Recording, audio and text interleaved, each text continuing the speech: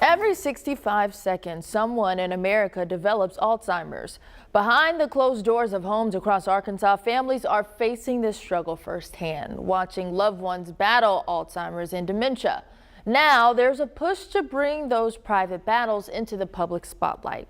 Darren Bob reports from the state capitol, where advocates say new legislation could be a game changer for Arkansas families.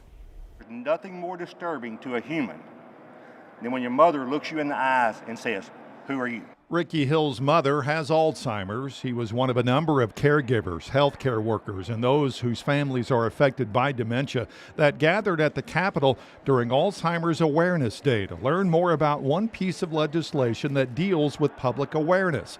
David Cook with the State Alzheimer's Association says the new legislation would allow the state health department to put more emphasis on dementia awareness, much like it does with other diseases.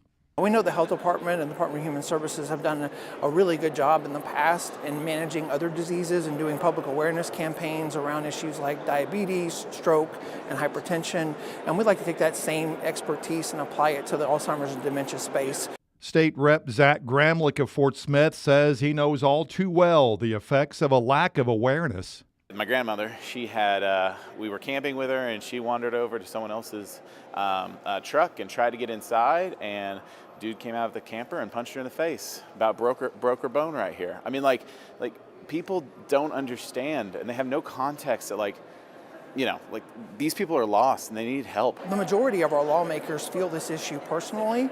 Either they've been personally impacted by losing a parent or a grandparent to the disease, or being a caregiver themselves. At the least, they know someone who has. And so we've seen really good response over the last few years here at the state capitol. State Senator Justin Boyd of Fort Smith says this bill won't cost the state a dime more to implement. Revenue neutral is helpful, appropriate, and it's common sense. I mean, the revenue is already going to the health department. It's just making sure it's allocated accordingly. The health department is already working to get these resources out in the community. We just want some of the emphasis to move on to Alzheimer's and dementia. And it's that no-cost part of the bill that Gramlich says makes it a no-brainer. We don't really talk about it. It's not really front of mind. And I know there's a lot of organizations that try to make it, but we need to have that kind of advocacy just like we do for anything else.